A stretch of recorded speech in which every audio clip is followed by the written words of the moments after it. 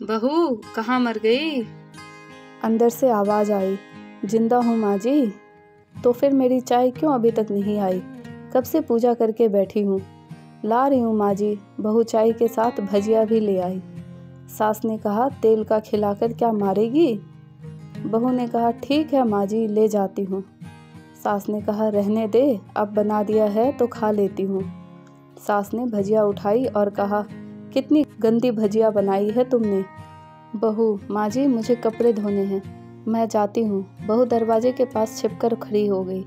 सास भजिया पर टूट पड़ी और पूरी भजिया ख़त्म कर दी।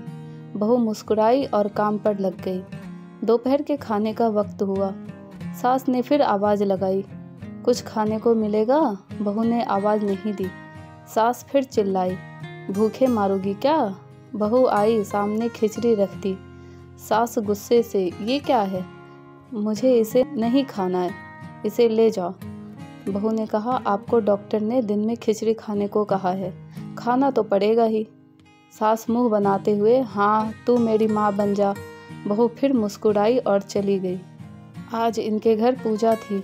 बहू सुबह 4 बजे से उठ गई। पहले स्नान किया, फिर फूल लाई, माला बनाई, रसोई साफ की, पकवान और भोज बनाया। सुबह के 10 बज गए। अब सास भी उठ चुकी थी। बहू अब पंडित जी के साथ भगवान के वस्त्र तैयार कर रही थी। आज ऑफिस की छुट्टी भी थी। उनके पति भी घर पर थे। पूजा शुरू हुई। सास चिल्लाती, बहू ये नहीं है, वो नहीं है। बहू दौड़ी दौड़ी आती और सब करती। अब दोपहर के 3 बज गए थे। आरती की तैयारी चल रही थी। पंडित जी ने सबको आरती के लिए बुलाया और सबके हाथों में थाली दी। जैसे ही बहू ने थाली पकड़ी, थाली हाथों से गिर पड़ी। शायद भोज बनाते हुए बहू के हाथों में तेल लगा था, जिसे वो पोंछना भूल गई थी। सारे लोग तरह तरह की बातें करने लगे। कैसी बहू है, कुछ नहीं आता, एक काम भी ठीक से नहीं कर सकती, न जाने कैसी बहू उठा लाएं। एक आरती की थाली भी संभाल नहीं सकी। उसके पति भी गुस्सा हो गए, पर सास चुप रही, कुछ नहीं कहा। बस यही बोल के छोड़ दिया, सीख रही है, सब सीख जाएगी धीरे धीरे। अब सबको खाना परोसा जाने लगा। बहू दौड़ दौड़ के खाना देती, फिर पानी लाती। करीब 70-80 लोग हो गए थे। इधर 2 नौकर और बहू अकेली। फिर भी वहाँ सारा काम बहुत ही अच्छे तरीके से करती। अब उसकी सास और कुछ आस पड़ोस के लोग खाने पर बैठे।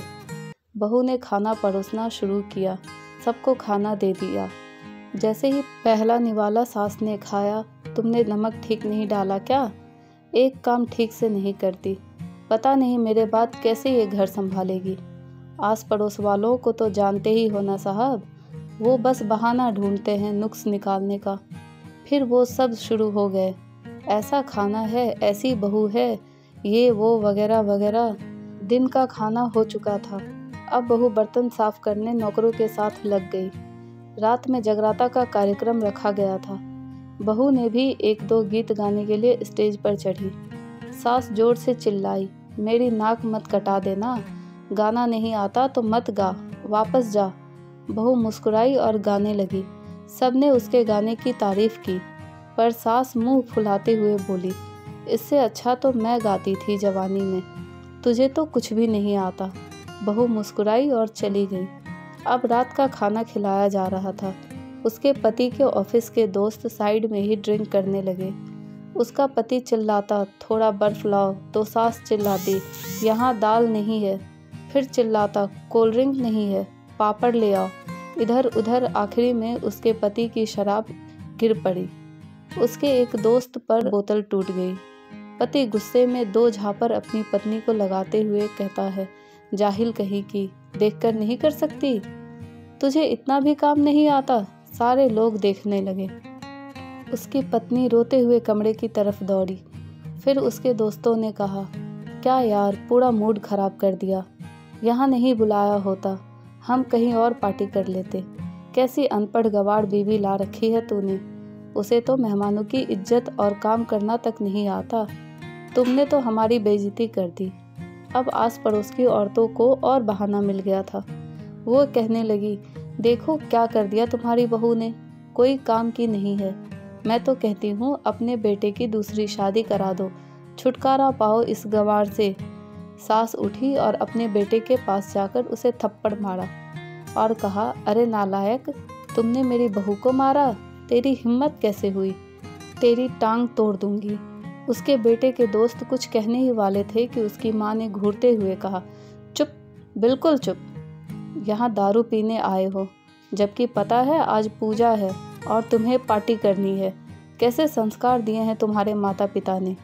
और किसने मेरी बहू को जाहिल बोला, जरा इधर आओ, चप्पल से मारूंगी अगर मेरी बहू को किसी ने शब्द भी कहा तो। अरे पापी, तूने उस लड़की को बस इसलिए मारा कि तेरी शराब की बोतल टूट गई। पापी, वो बच्ची सुबह 4 बजे से उठी है, घर का सारा काम कर रही है, ना सुबह से नाश्ता किया ना दिन का खाना खाया, फिर भी हंसते हुए सबकी बातें सुनते हुए ताने सुनते हुए घर के काम में लगी रही। तेरे यार दोस्तों को वो अच्छी नहीं लगी। जूते से मारूंगी तेरे दोस्तों को जो कभी उन्होंने ऐसा कहा। उसके यार दोस्त चुपके से खिसक लिए। अब सास बहू के कमरे में गई और बहू का हाथ पकड़कर बाहर लाई। सबके सामने कहने लगी, किसने कहा था अपनी बहू को घर से निकाल के दूसरी बहू ले आना? जरा सामने आओ। कोई सामने नहीं आया। फिर सास ने कहा, तुम जानते भी क्या हो इस लड़की के बारे में? ये मेरी माँ भी है, बेटी भी। माँ इसलिए क्योंकि मुझे गलत काम करने पर डांटती है, और बेटी इसलिए कभी कभी मेरे दिल की भावनाएं समझ जाती है। मेरी दिन रात सेवा करती है, मेरे 1000 ताने सुनती है, पर एक शब्द भी गलत नहीं कहती, ना सामने ना पीठ पीछे। और तुम कहते हो दूसरी बहू ले आऊं? याद है ना छुटकी की दादी, अपनी बहू की करतूत? सास ने गुस्से से पड़ोस की महिला को कहा, अभी पिछले हफ्ते ही तुम्हें मियाँ बीवी भूखे छोड़ घूमने चले गए थे। मेरी इसी बहू ने 7 दिनों तक तुम्हारे घर खाना पानी, यहाँ तक कि तुम्हारे पैर दबाने जाती थी, और तुम इसे जाहिल बोलती हो? जाहिल तो तुम सब हो जो कोयले और हीरे में फ़र्क नहीं जानते। अगर आइंदा मेरी बहू के बारे में किसी ने एक लफ्ज़ भी बोला तो मुझसे बुरा कोई नहीं होगा, क्योंकि ये मेरी बहू नहीं, मेरी बेटी है। बहू सिसकियाँ लेते हुए फिर कमरे में चली गई। सास ने एक प्लेट उठाई और भोजन परोसा और बहू के कमरे में खुद ले गई। सास को भोजन लाते देखा तो बहू ने कहा, अरे माँ जी, आप क्या कर रही हो, मैं खुद ले आती। सास ने प्यार से ताना मारते हुए कहा, डर मत, इसमें जहर नहीं है, मार नहीं डालूंगी तुझे। तुझे नई सास चाहिए होगी, पर मुझे अभी भी तू ही मेरे घर की बहू चाहिए। बहू ने अपने सास को रोते हुए गले लगा लिया। सास भी रो दी पहली बार और कहा, चल खाना खा ले।